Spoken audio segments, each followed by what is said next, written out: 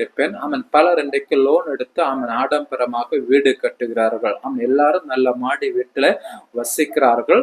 அதே போல ஒரு வீடு நாங்களும் வைக்க வேண்டும் என்று சொல்லி லோன் எடுத்து அந்த வீடை கட்டி முடிக்கிறார்கள். பாருங்கள், அந்த லோன் எடுத்து வீடை கட்டுகிறார்கள். இப்பொழுது இதனுடைய கஷ்டம் நமக்கு எப்பொழுது தெரியும் என்று சொன்னால், இந்த மாதம் அந்த இஎம்ஐ அடைக்கும் போதுதான் இந்த லோனோட கஷ்டம் நமக்கு தெரியும்.